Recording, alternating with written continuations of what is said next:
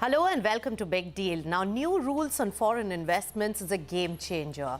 Many relaxations, simplifications and clarity given on how India can capture the global growth opportunities. Now, the key highlights in my view are the clearer round-tripping guidelines, lift to AIF investments in assets with no connection to India, portfolio investment opportunities even in unlisted entities overseas, and a big thrust given to the financial services investment opportunities by even non-financial services companies in India.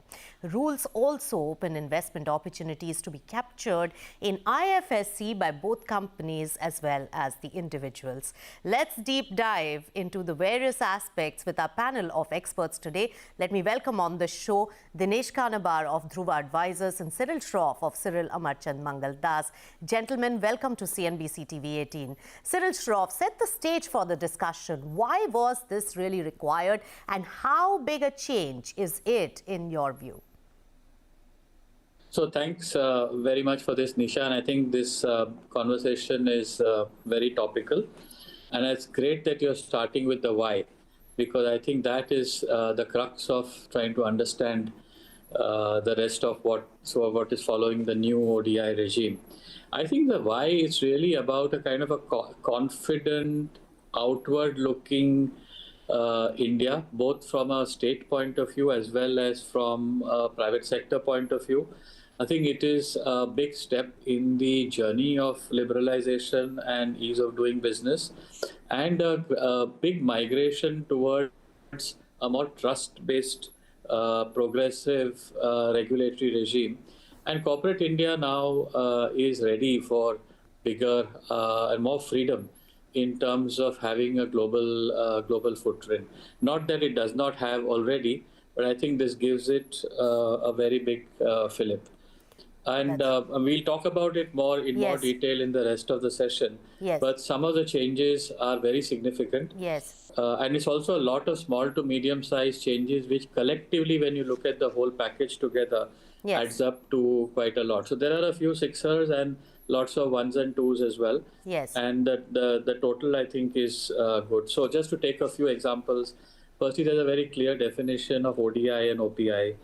As you said in your opening remarks, there is more clarity on round tripping, which was earlier just part of an FAQ, but now there is a much clearer framework from the layering requirements point of view, and the absolute bar has been lifted and has been kind of made into a more streamlined framework.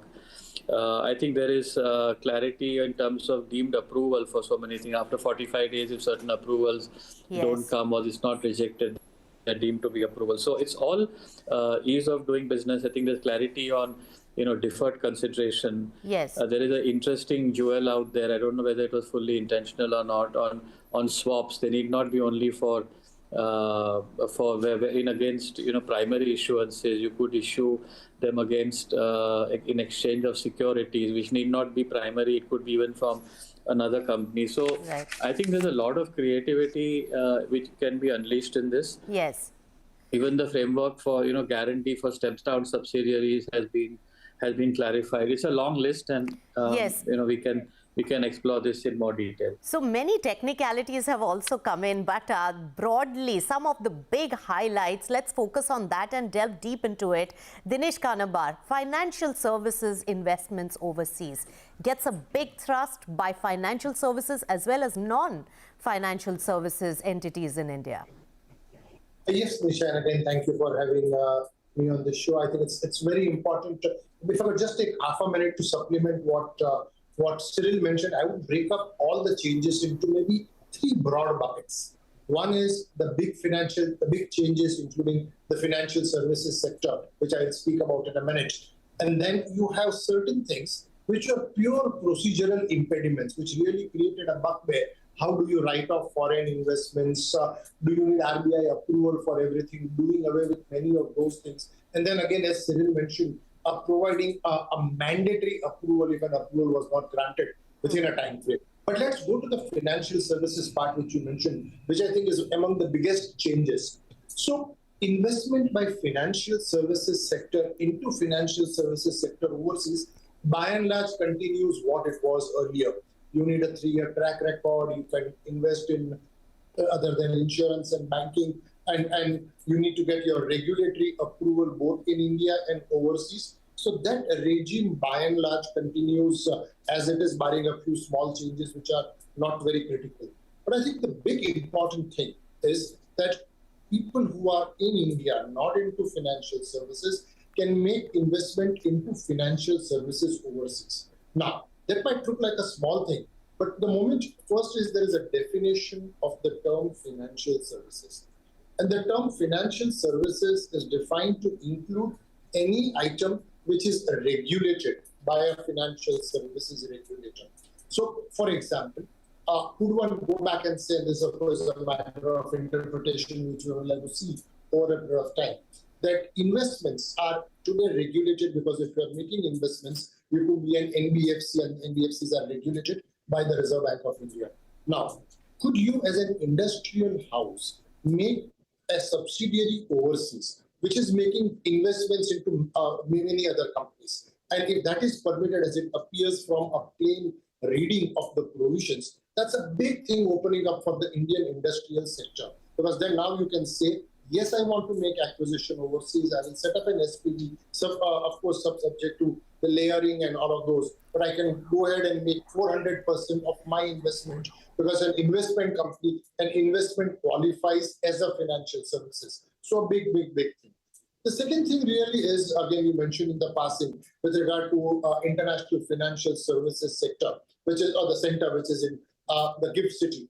And again, in GIFT City, a specific permission that an entity which is not engaged in financial services can make investment into financial services sector in the GIFT City, even without there being a track record of profits. And again, as Cyril mentioned earlier, that you need, wherever you need a regulatory approval, and the regulatory approval has been applied for and does not come in 45 days, it is deemed to have been approved. So a big change, a very significant change, particularly with this interpretation that investment constitutes a financial services activity and one can make investment into an investing company overseas is appropriate, as it very much looks like. That's right. You gave a full roundup, but one question on the financial services, which is a very meaty chunk of the new regulation. Cyril Shroff, non-financial services entities in India can invest in financial services assets overseas. And the question the industry is raising is that a manufacturing company, can it do the same? Do we have an answer, and what are the other aspects that you will watch out for, which will be a game changer in this respect? So I think banking and insurance, I think, has been treated separately, yes, because that is carved out. But financial services now is such a broad canvas. For example, fintech. For example, there could be a number of cognate services in the financial services space. There's a gray area on whether investment activity should be treated as part of financial services. I think it could, but that might be an area for further clarification. So even if you leave out banking and insurance for a second, there is a whole new world which has got simplified and which has kind of, the doors have opened because of this change.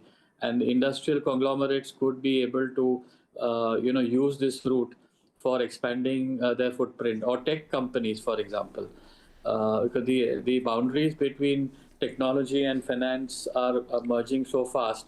So this is actually opening not only a floodgate of opportunity, but also leveling the field, because there is a parallel conversation going on about whether global big tech companies should be allowed in the financial sector in India. So it is narrowing the discrepancy in the competing fields as well. So I think it's a step in the right direction. Whether we have crossed the whole chasm in one leap or not is to be debated, but it is certainly narrowing the gap.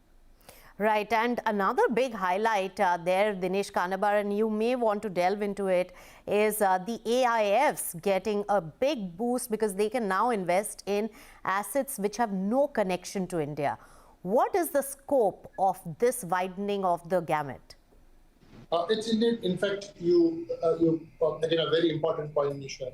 Alternative investment funds earlier could, so first of all, any investment would constitute part of the OPI, which again, and again, if I could just step back here, Cyril earlier mentioned regarding better definition of ODI and OPI. So we now have unlisted entities clearly constituting OPI and having an ability to make OPI overseas, number one. And number two, AIF being able to make investment overseas where there is no connection required in India. Again, a very, very significant change, a very, very welcome change, Nisha. That's right. Dinesh Kanabar, Cyril Shroff, hold on to your thoughts. Many other aspects to really discuss in this game-changing new regulations on foreign investments by Indian entities right after this short break on Big Deal. Stay tuned.